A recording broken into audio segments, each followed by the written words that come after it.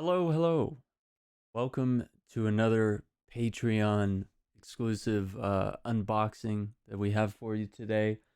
Uh, we have some new things. A couple of books, Crime and Punishment came in, and Don Quixote. Uh, just some classic books. I've been showing these off on stream. I have a whole pile in the other room, but that's not here what we're here for. I just thought I'd, show that to get started. So we have the Nintendo Switch online membership. You are able to purchase a Super Nintendo controller, which has an AC adapter and a USB charging cable. We're gonna unbox that today, and then I have a very special guide for Legend of Zelda. This is the complete official guide from Piggyback Games, but this is the extended edition, which means it comes with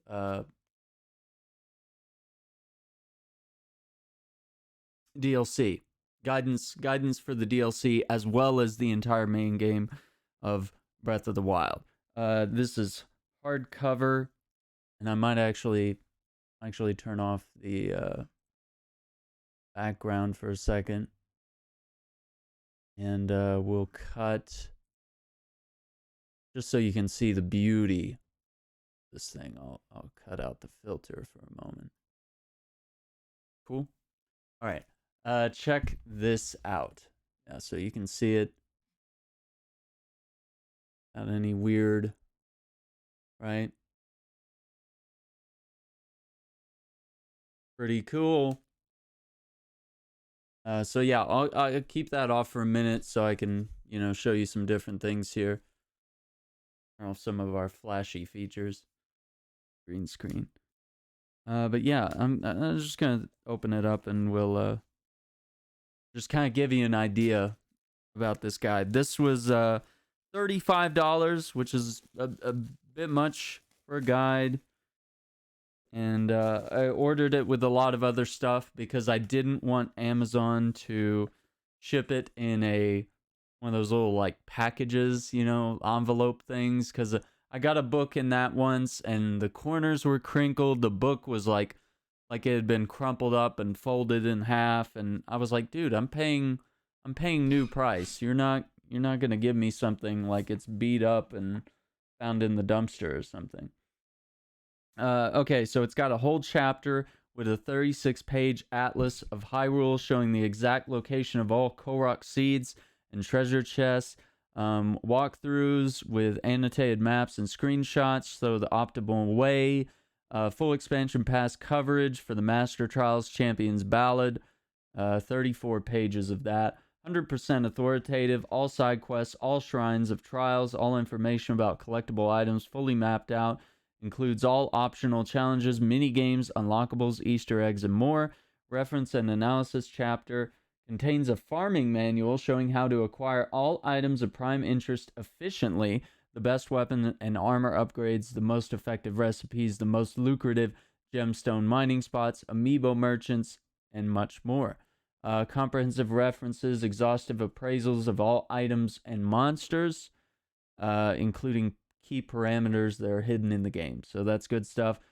Concept art, direct from the development team, beautifully laid out across 2 sections. 16 pages of concept art for the Master Trials and Champions Ballad, as well as 16-page art tour of the main game.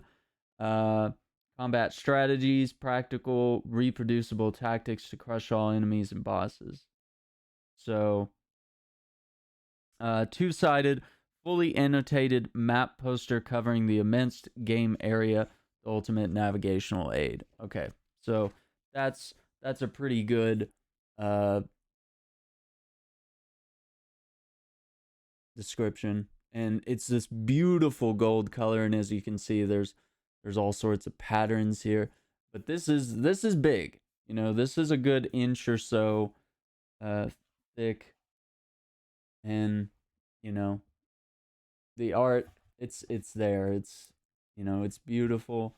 This is something, when I was looking to purchase it, I was like, okay, I need something that's going to be useful, but at the same time, it's got to be able to stand the test of time. You know, with a game like this, you know, it's a game that you're coming back to quite a bit. There's a lot going on in this game, and we want to be able to, you know, come back to this and reference things and not have the guide degrading and tearing and stuff like that. So I believe it was this game, Skyrim, and a couple others that I've absolutely insisted. If it's a massive RPG, get a hardcover. And I might be one of the last people that still buys strategy guides. But I'm here for it. Um, there's something I like about a good, if it's a puzzle game, if it's a massive open world RPG, even the Silent Hill games, you know, like horror games with tricky puzzles and, you know, multiple playthroughs, where you're wanting to, you know, maximize your time, and learning combat strategies and stuff like that. It's really nice to have that. Okay, we have another thing here. These are pretty exclusive. I think they're going for about $50. I think by the time it's all said and done. Um, so yeah, I'll go ahead and crack this open. I should mention I have this one. This is the 8-bit DOE version, and it's basically a full-on Switch controller. So it's got the thumbsticks, it's got the uh the triggers and the bumpers. So it's L, L2, R, R2. It's got those. So there's 4 sets of buttons on the top. It's even got the home button and all that. So this can actually fully function as a regular, you know, pro controller in a sense. Much like how the GameCube controller has all the buttons of a pro controller, it essentially functions as a pro controller. So that is good. Whereas these are a little different. There's the Super Nintendo and then there's the NES one. So yeah, we got our USB cable, which is exactly same cable that your Nintendo Switch charges with. So that's, you know, shouldn't be unusual to you. Okay, lightweight. And this, like I said, this is strictly USB right there, as you can tell. Oh, it does look like it does have L and R and ZR and ZL. So that is good. There's also a sync button. You can also see which controller it is. So you could potentially buy 2 or 4 of these or however many you want. And you got all the buttons right there. So probably not compatible with everything, but bare minimum, this is a Joy-Con essentially. Is what I would say. I would say this is a apt replacement for a Joy-Con. And while we're at it, I'll just go grab the NES ones, and I'll show you what those are like. Now the NES one was really cool because it came in a set of 2, and it literally it becomes a Joy-Con. It literally sits on the, oh man, I put that in backwards. It sits on the side of your Switch, you know, and it clicks in there just like your regular Joy-Cons would. So that's how you charge the NES controllers. So I think that's actually a really cool mechanic that they've done there. So I'll go ahead and get our chroma keys back on here, and we can head. I think we've been hanging out in New York as of late. Okay, so yeah, this controller will definitely do some testing soon, especially on Mario type games and Zelda stuff. Play a lot of Mario Maker, and I'm usually using those NES controllers, and I'd like to try using the Super Nintendo one. So we'll give that a go. Let me grab the NES one just to show you.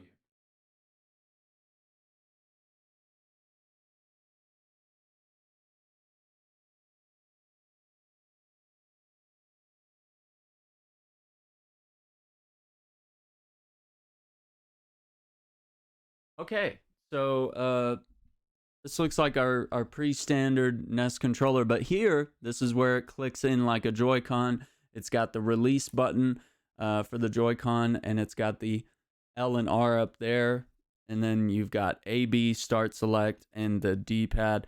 So, quick warning here, you may want to have your other Joy-Cons ready, or a Pro Controller, whatever it may be, so that you can navigate the menus, especially if you're playing like Mario Maker. You'll need to use that to navigate menus, and then like once you get into, you know, some of the main menus of the game, you get deeper in, you won't need all the extra buttons. You know, you'll just need these bare minimum here. But there are certain menus in a lot of games, and Mario Maker is one of them, where you might need the X and Y buttons, or you'll need to press, you know, the triggers or something like that. So these are great, and this comes in a set of 2, and it just clicks in on the side of your Switch, and it's absolutely incredible. I highly recommend this. And it's just a good retro feel for someone that grew up with this. This was my main console. I had this, and then, you know, we got the Super Nintendo, and then, you know, just blew my mind. That's been the greatest thing for me. And especially when we're going back and playing some of the older games on the Switch in its library. Other than that, not seeing anything too crazy that we've picked up recently, but I want to thank all the patrons for hanging out with us, for the support, for being around in the streams as well on Twitch. We're putting our VODs up on YouTube, and we're making content regularly for YouTube. Just one more thing I'll show. This was something I really just picked up with both a combination of my money and with the generosity of the stream. I'll show you here. So this is an interface. It's got 4 inputs there. It could be XLRs, mics, guitars, you know, MIDI keyboards, all sorts of stuff. There's all sorts of inputs here, and it can be used with studio software like the PreSonus Studio One, which I have a copy of Studio One for Artist Edition. So once I get familiar with that, and once I get this bad boy running just right, I might be able to record some original music. We could do live music streams. We could do all sorts of recording and stuff like that. And there's just endless potential from there. So I want to thank everyone for all their support. Stay safe out there. Thank you for being a part of this journey. It means a lot to me, and hopefully we'll have some more content for you soon. I know I have Neo coming in, Neo 2 coming in this Friday, and we'll do an unboxing on that. So get excited for that. I'm sorry we haven't had a lot of stuff, but it's like, it was just kind of a time of year where there just weren't a lot of games, not a lot of unboxings to do, and, you know, we're just holding on to our money until the time comes where it's like, okay, we need to, you know, this is when we shell out the dough for the collector's editions and the, you know, the Xbox Series X and stuff like that. So thank you guys for hanging out. Hope you guys have a good one, and we'll catch you next time. Bye.